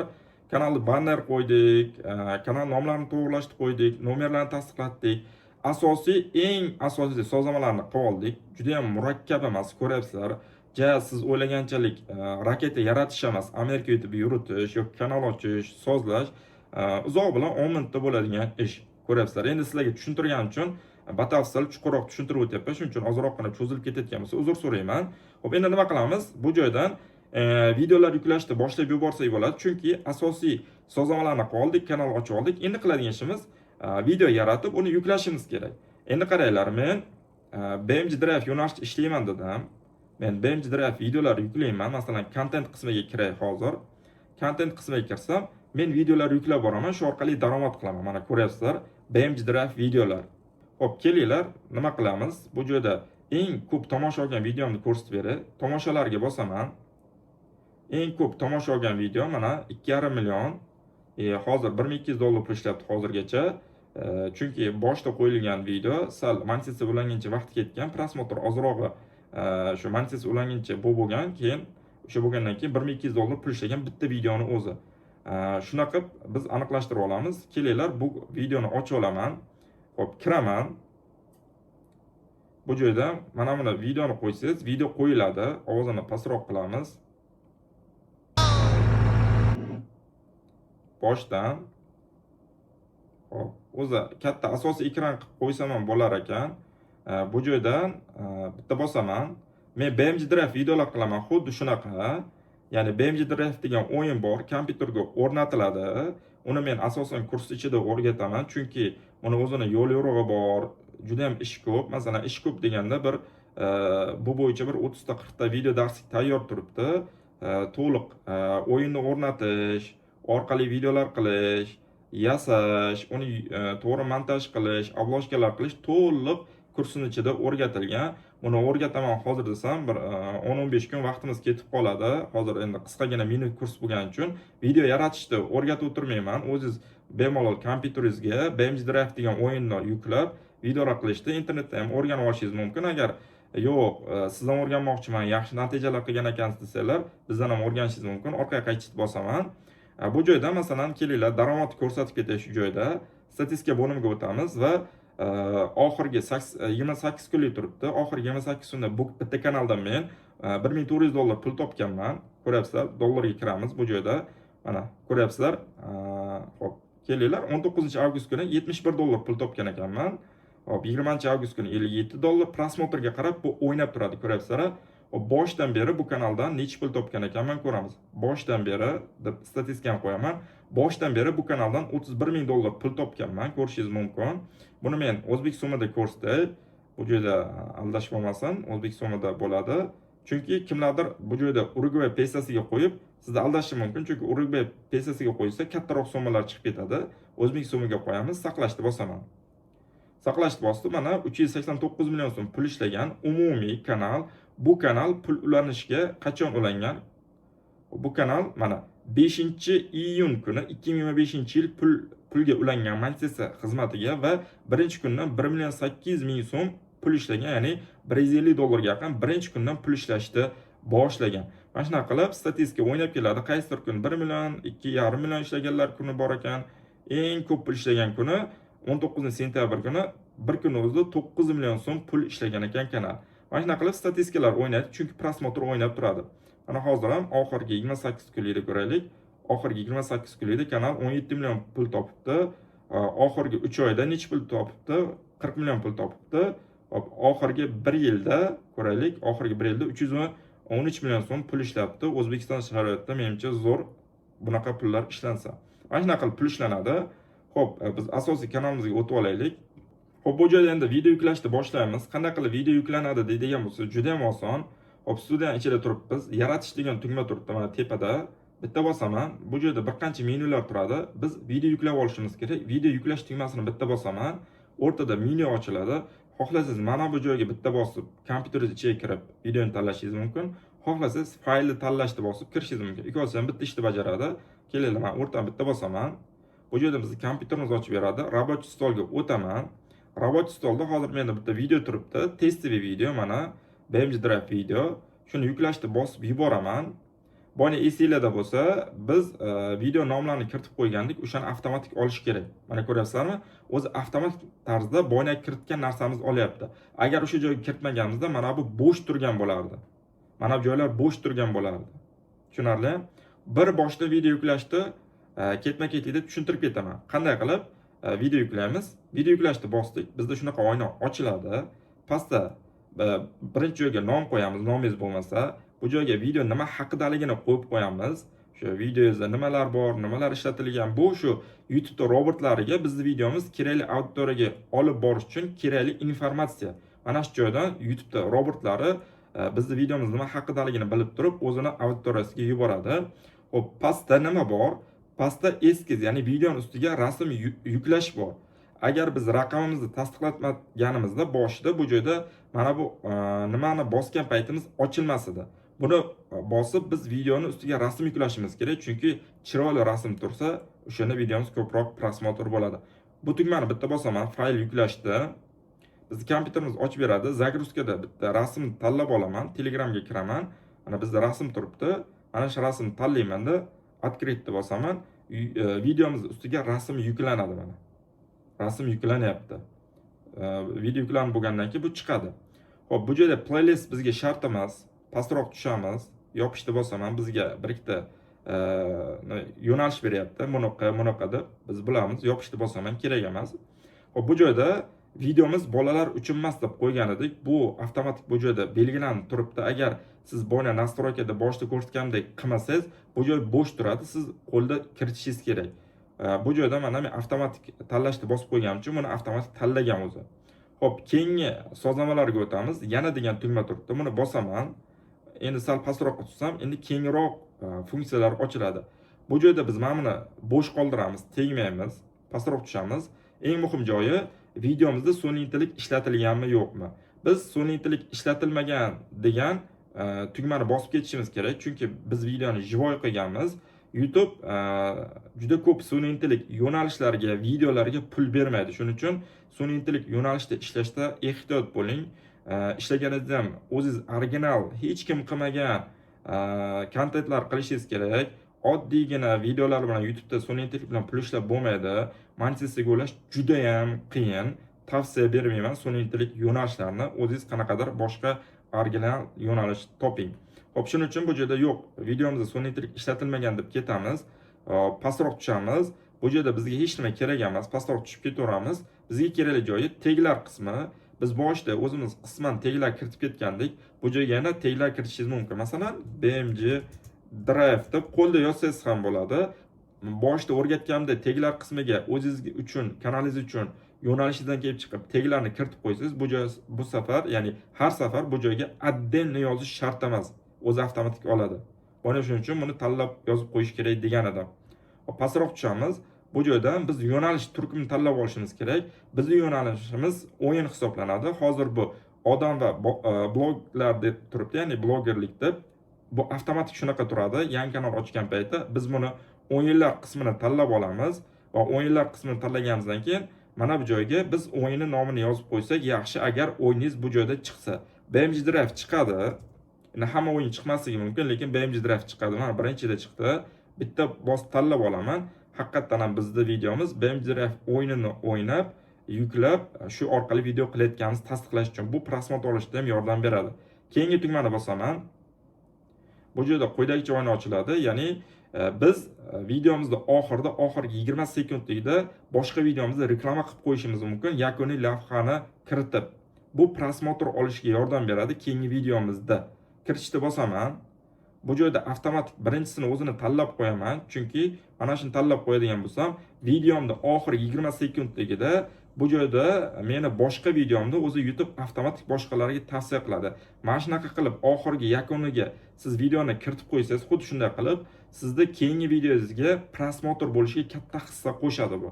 Xo'p, buni kiritdim, saqlashni bosaman. Bo'ldi. Saqlandi. Shu videoning oxiriga keyingi videomda o'zi avtomatik kiritib ketadi. Keyingi tugmasini bosaman. Bu joyda mualliflik huquqi bilan muammo bo'lsa, ya'ni siz ishlatgan ovozlarda, boshqa narsalarda mualliflik huquqi bilan shu muammongiz bo'lsa, bu joyda mana qizarib turadi. Bu joyda hozir pitichka turibdi, ya'ni menda hech qanaqa muammo yo'q. Keyingi tugmasini bosaman. Bu joydan biz nastroykadan havola orqali qilib qo'ygan edik. Bu shunchaki shunaqa turadi. Unga tegmaysiz. Xo'p, saqlashni bosaman. Bu joyda hozir videomni saqlaydi. Mana saqladi va linkini menga berdi. Lekin siz videongizni boshqa qarindoshlaringizga, gruppadoshlaringizga, og'aynilaringizga jo'natmanglar. Videoni ko'rib, podдержка qilib, like bosib, bunaqa qiladigan bo'lsangiz, auditoriyangiz O'zbekiston bo'lib, rasvo bo'lib ketadi. Xo'p, yopishni bosaman. Bo'ldi, hozir biz videoni yukladik. Biz videomizni content qismidan ko'rishimiz mumkin. Content qismiga kiramiz. Mana bu joyda ko'rib turibsiz. Videoni nomlari to'g'rilandi, opsiyonalari qo'yildi, havola orqali qilib qo'yildi. Bu joyda avtorskiy, ya'ni mualliflik huquqi bilan hech qanaqa muammo yo'q. Bizning videomiz o'z holatida shunaqa chotki bo'lsa, biz havolani hammaga ochiq qilamiz. Mana shu joydan hammaga ochiqni bosib, chop etishni bosadigan bo'lsak, videomiz hammaga ochilib ketadi.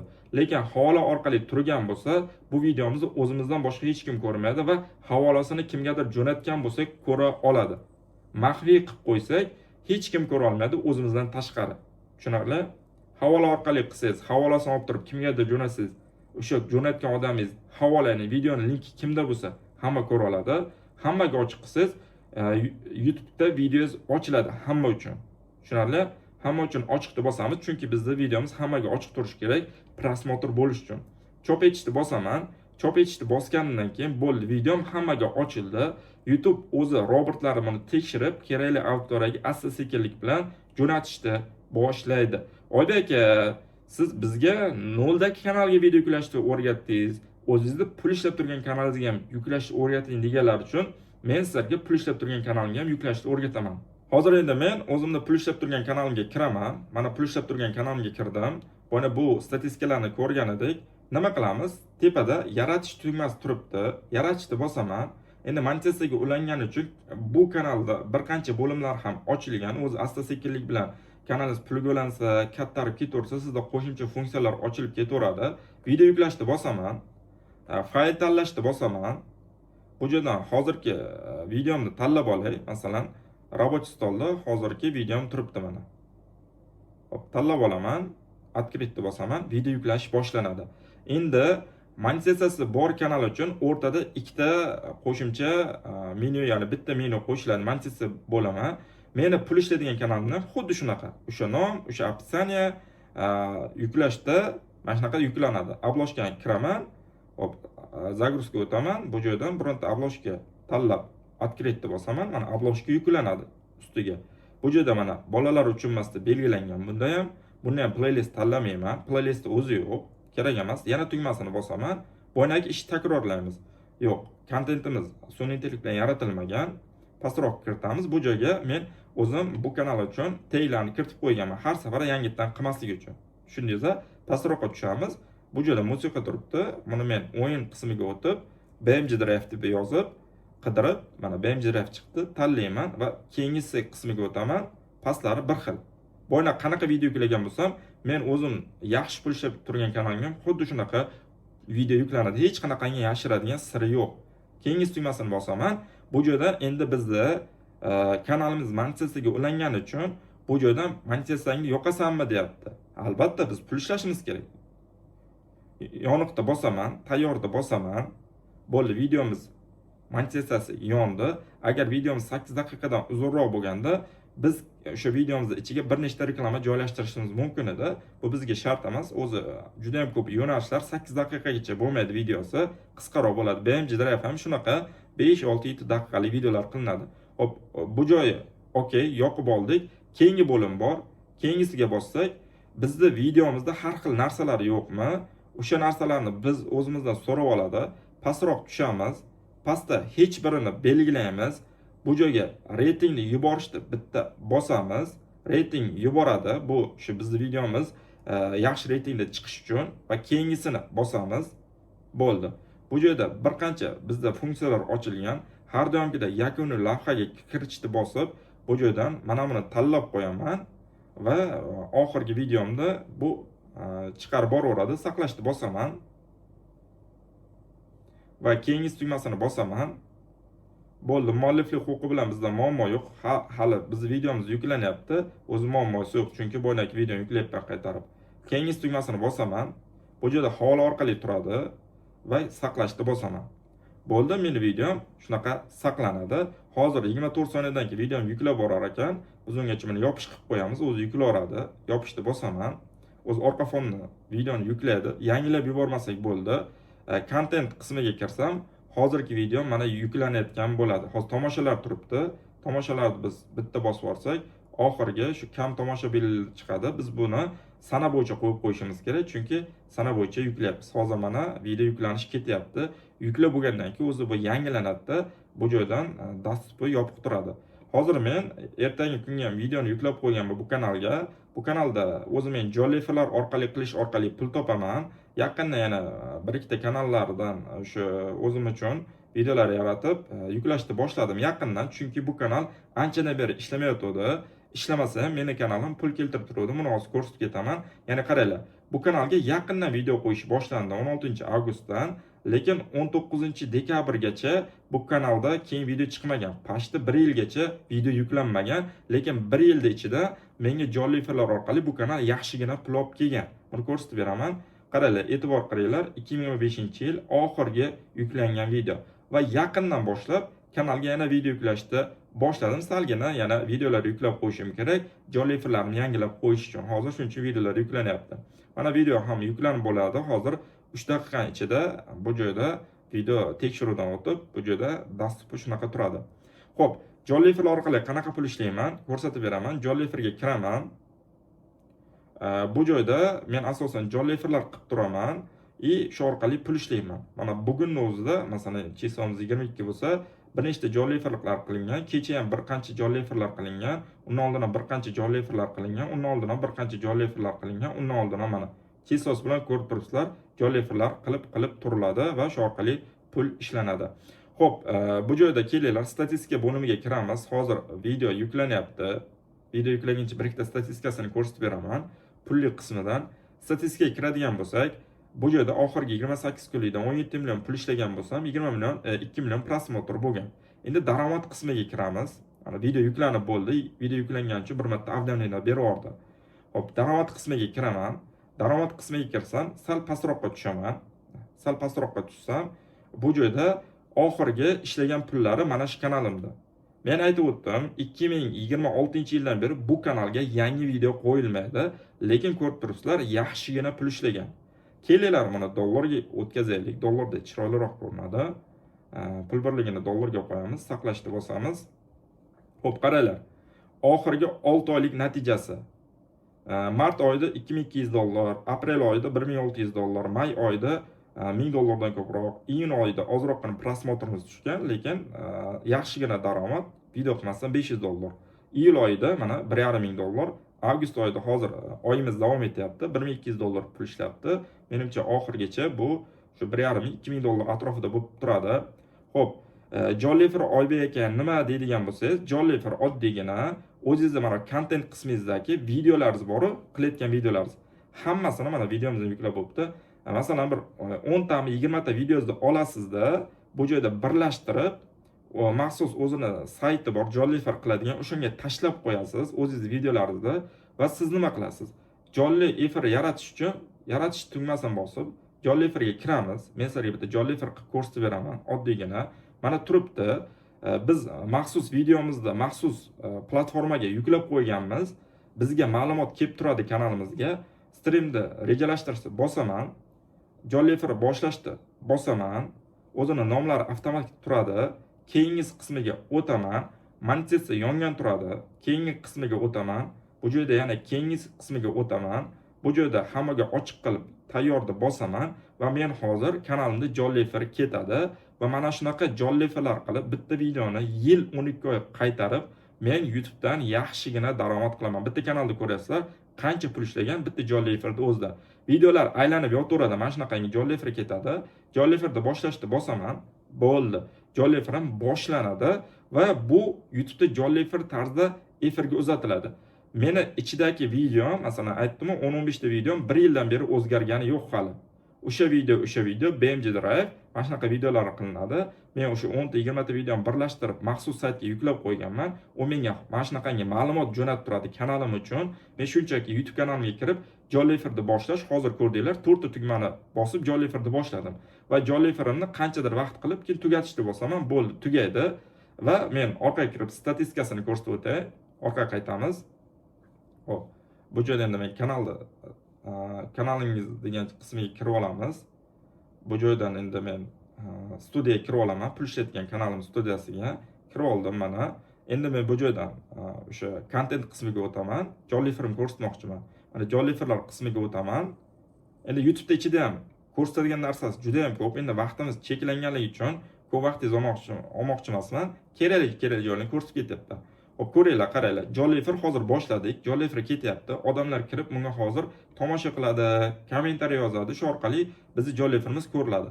Ko'rib turibsizlar, yil 12 oy bir xil obloshka, bir xil nom, bir xil vaqt, o'sha 1,5 soatga yaqin jonli efir qilinadi, o'chiriladi. Mana tomoshalarni ko'ryapsizmi? 6600, 6000, 3000, 5000. Mana shunday qilib jonli efirlar ko'riladi mana. Ko'rilyapti jonli efirlar, ko'ryapsizlarmi? Bu joyda ishlagan pulni ko'rsatib ketadi. Har bir jonli efir prosmotrga qarab nechadir pul ishlaydi mana. $1, $6, mana $10 ishlagan paytlari ham bo'lgan. Tinimsiz har kuni 7-8 ta jonli efir qilinadi mana. $22 ishlagan bitta bossam mana ketdi. Bu joyda cheksiz jonli efir qilingan. Mana ko'ryapsizlarmi? Cheksiz. Tasavvur qiling, 1 yilda har kuni 7-8 tadan jonli efir qilsangiz nechta video bo'lib ketadi mana. Cheksiz. Daromadni bosaylik, eng ko'p jonli efirda necha pul ishlagan ekanmiz? Buni bosib bo'lmas ekan. Tomoshabin bo'yicha bosamiz mana.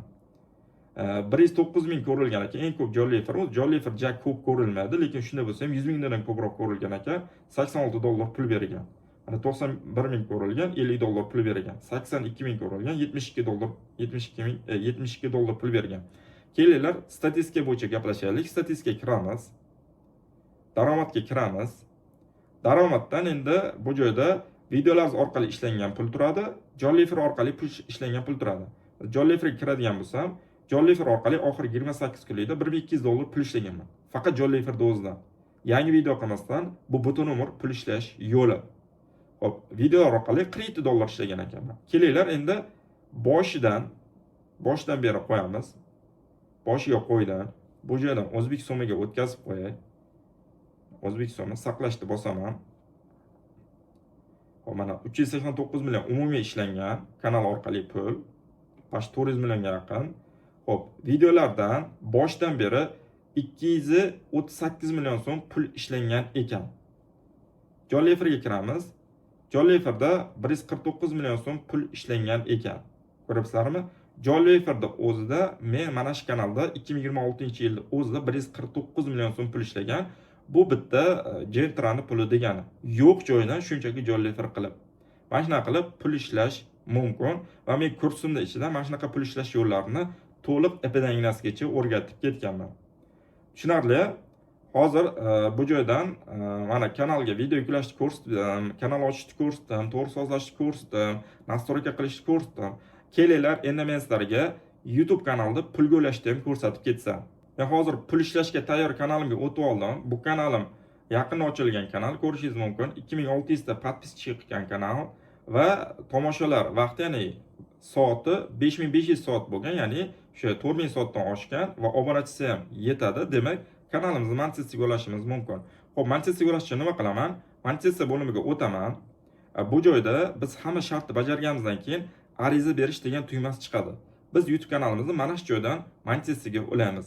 Qanday qilib shu pulli monetizatsiya xizmatiga ulash mumkin? Bitta bosamiz mana shu ariza berishda. Bu joydan endi bizda YouTube'dan pul ishlang degan oyna ochiladi.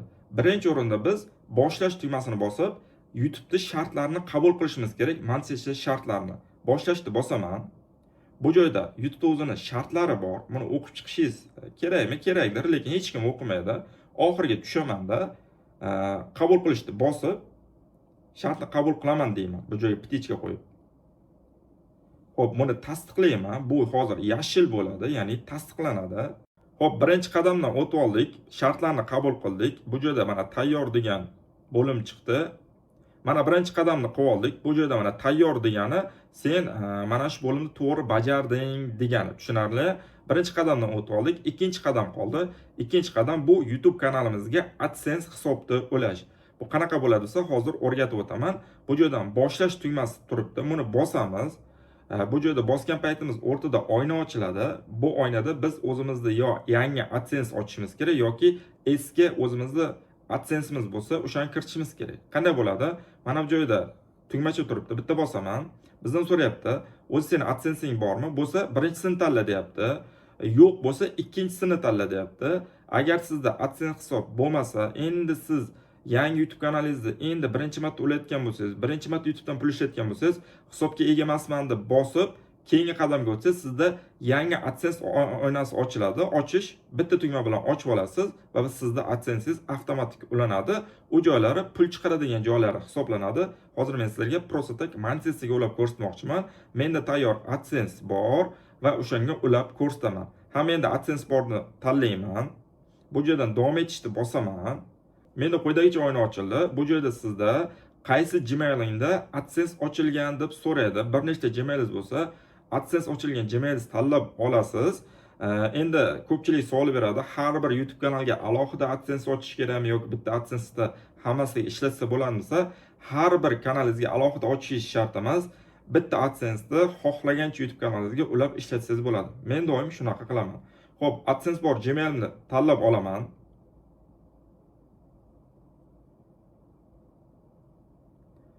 Bizda quyidagicha oyna ochiladi keyingi qadamda, ya'ni o'sha AdSense'ingga shu kanalni bog'laysanmi deyapti. Ha, o'sha kanalimni bog'lab qo'yaman deyman va davom etish tugmasini bosaman. Bu joydan Настройка akkauntda bosaman. Bu joyda bog'lashni bosaman. Bo'ldi, hozir YouTube'imga bog'landi. Hozir AdSense'imni tasdiqlasa mana bu yashil bo'ladi. Agar tasdiqlamaydigan bo'lsa, bu joy sariq bo'lib qoladi yoki qizil bo'lib qoladi.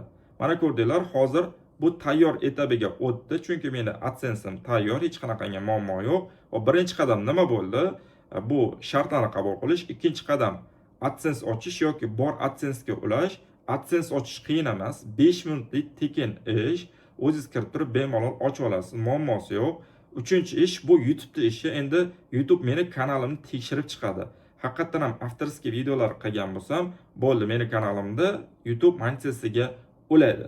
Amerika YouTube'dan pul ishlashga qiziquvchi o'quvchilarimiz, mana men sizlarga va'da bergandek, Amerika YouTube kanal ochish, bu YouTube kanalda pul ishlaydigan qilib to'g'ri sozlash, ba'zi bir nastroykalari, videolarni YouTube'ga to'g'ri yuklash, nomlarini qo'yish, taglarini qo'yish, opsiyalarni qo'yish, rasm joylarini tasdiqlatish, bir gap bilan aytganda juda ham ko'p ma'lumotlarni ko'rsatib berdim. Undan tashqari YouTube kanalda to'g'ri pullik monetizatsiya xizmatiga ulashni ham sizlarga ko'rsatib berdim.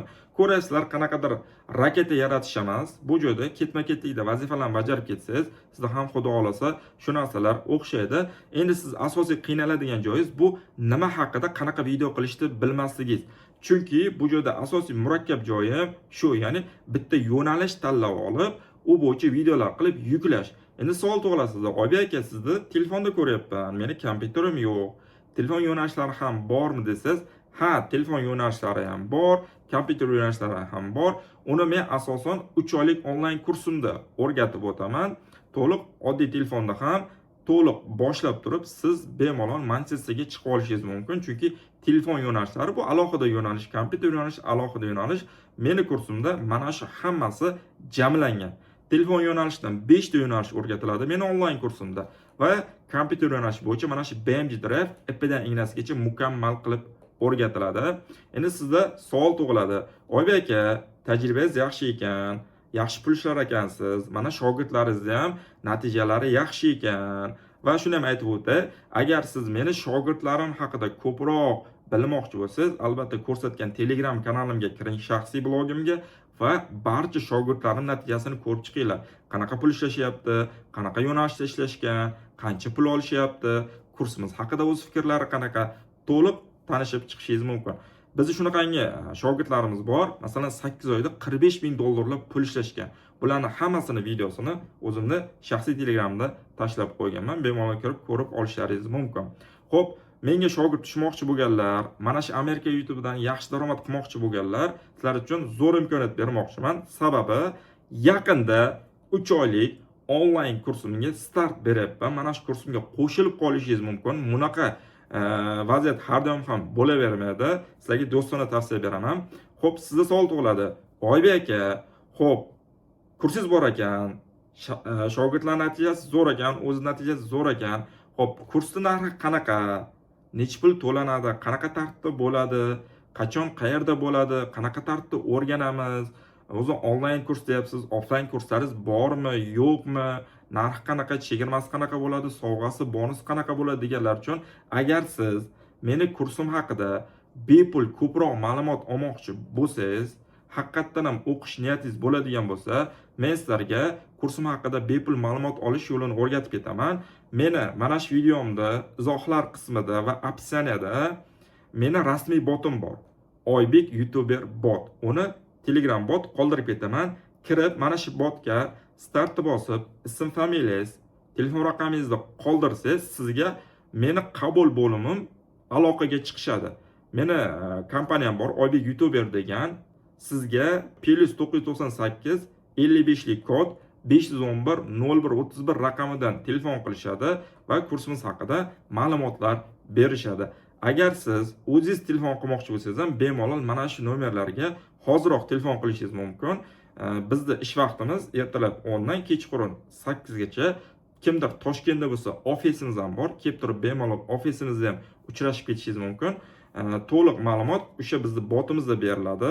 Telefon raqamlaringizni qoldirsangiz, o'zlari aloqaga chiqadi yoki o'zingiz ham ish vaqtimizda ko'rayotgan bo'lsangiz, telefon qilib qo'shimcha bepul kursimiz haqida ma'lumotlar olishingiz mumkin. Xudo xolasa yaqinda start beramiz. Eng zo'r shogirdlarimizdan bo'lish imkoniyatingiz bor. Faqat tezroq joylaringizni band qildirib qo'yinglar, chunki bizda joy juda ham tez to'ladi. Bizda ham onlayn darslar bor, ham offlayn darslarimiz bor. Offlayn darslarimiz bu o'quv markazida bo'ladi. Toshkentda bor, Andijonda bor, Urganchda bor. Kimdir o'sha ustimda mentor turib o'rgatsin deydiganlar bo'lsa, bizning mentorlarimiz mana shu 3 ta shaharda offlayn dars ham o'tib berishadi. O'quv markazimiz bor, chunki bizda katta rasmiy tashkilotimiz, o'sha viloyatlarda o'zimizda o'quv kurslarimiz tashkil qilganmiz va ko'pchilikka baribir onlayn qulay bo'ladi. Sababi ishdan ortib vaqt ajratilmaydiganlar ko'p. Bizning onlayn kursimiz 3 oyga mo'ljallangan. Kuniga ishingizdan tashqari 2 soat, 3 soat foydalanib, shunaqangi rezultatlar qilishingiz mumkin. Bir gap bilan kursimiz haqida to'liq ma'lumot olmoqchimisiz bepulga, shunchaki botimizga kiring, startni bosing, ism, familiyangizni qoldiring, telefon raqamingizni qoldiring. Xudo xolasa 55 lik kod 511 0131 raqamidan o'zlari sizlarga qabul bo'limimizdan aloqa chiqishadi. Xudo xolasa hammaga rahmat. Juda foydali dars bo'ldi degan umiddaman. Qanaqadir fikrlar bo'lsa, izohlarda yozib qoldiringlar.